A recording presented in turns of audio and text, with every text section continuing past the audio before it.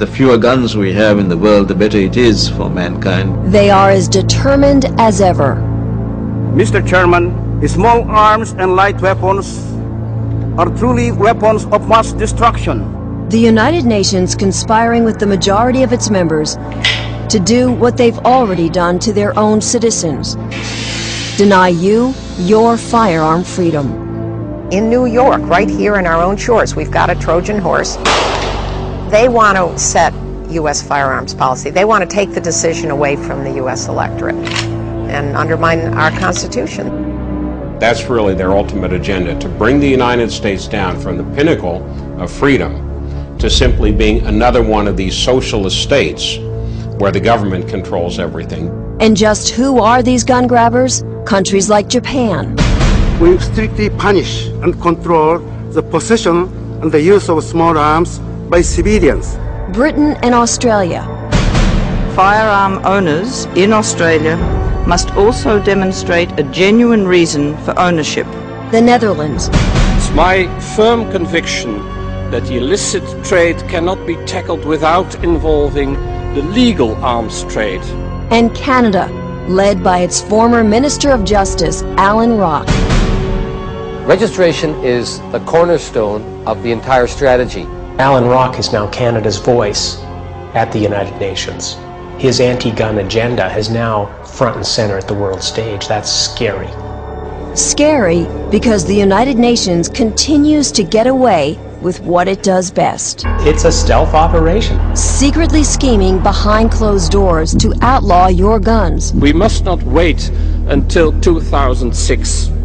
Accountable to no one. People don't get elected to the UN. And that's the really scary thing.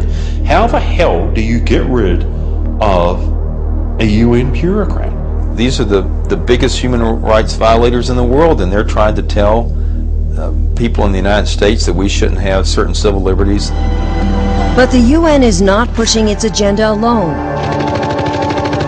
There's a propaganda machine working every day, targeting the NRA and gun ownership as evil. It's called IANSA, the International Action Network on Small Arms. This is not about military small arms. This is not about rocket launchers. What they're really after is my Winchester hunting rifle. Just log on to IANSA's website, and you'll see it's made up of more than 500 anti-gun NGOs, or non-governmental organizations. They are absolutely awesome in terms of the power they have. Power and a plot that is being engineered right here in London, in that building behind me where IANSA is headquartered. Imagine, nearly 230 years after the American Revolution, there are still forces at work here on British soil, determined to trample on your freedoms. These people believe that ultimately they know how to live your life a heck of a lot better than you do. Hi, I'm Rebecca Peters. But the plot gets even thicker. The woman who heads up IANSA, Rebecca Peters, led the gun ban movement in Australia. It's time for tough gun laws. Gun owners forced to surrender their firearms to the saw blade, scrap heap, and blast furnace. Now Rebecca Peters is determined to do the same to American gun owners. We phoned Miss Peters here at her office and also emailed her requesting an interview, but she never called us back. Rebecca Peters is like a live hand grenade with the pin almost out. She is an extremely dangerous person. Dangerous not only because of what she's done, but because of who she knows. She is good at getting funding, and funding is the key. Working for gun hater and billionaire George Soros' Open Society Institute, Rebecca has secured a seemingly endless supply of money for the UN's global gun control agenda. The pro-gun forces are outnumbered, outspent, 20 to 30 to 1. It's huge. We have thus far contributed $1.87 million US. The amount of funding that they're receiving from governments around the world is absolutely staggering. Britain, one of the biggest. After doing some probing, we found out it gave a $2 million grant in 2001 to IANSA through Britain's Global Conflict Prevention Pool's Small Arms Strategy. With titles like that, you can see why the money trail is impossible to trace. I don't know if 10 bloodhounds searching this stuff out with 100 accountants can find it. In fact, you probably didn't know UNICEF is a partner in all of this. Think of the little kid who showed up at your door on Halloween with a UNICEF box. Would you say no? But it's also an instrument to take away your firearms. So the U.S. taxpayers get to pay for a lot of this trash that comes out of the UN to ban what really is a human right. But UN supporters like Amnesty International don't see it that way. The US citizens do not have a blanket right to use these weapons as they feel fit. They think gun owners are primitives who have to be brought into the modern world. And attorney Mark Benenson should know.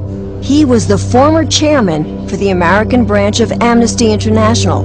His cousin founded the organization in England in 1961. I recall how horrified they were when they found out that I was a life member of the National Rifle Association.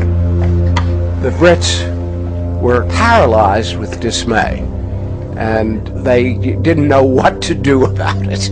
But Mark insists that what they're doing now is not the answer to a safer world. Not at all. I think it will be a safer world for tyrannical governments, and a safer world for the criminals who don't give up their firearms. It certainly will not be a safer world for ordinary people. England and Australia have already proven that. Their gun bans have backfired, crime skyrocketed, and innocent victims left defenseless. Sure, the government's banned private ownership. It hasn't stopped the criminals, no way. Not in any shape or form. It's a crock, it's making no difference whatsoever. I mean, the people in the street, they're going to get their guns anyway. No problem.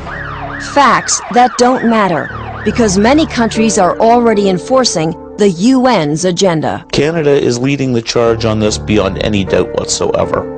They even have committees in Ottawa specifically set up to implement the United Nations gun control programs. Our government won't tell us what they're planning. What they've said carte blanche is that these UN regulations have got to be included in our national legislation. I think it's a very dangerous situation. A program of action is a beginning, not an end in itself. Implementation will be the true test. The ultimate goal?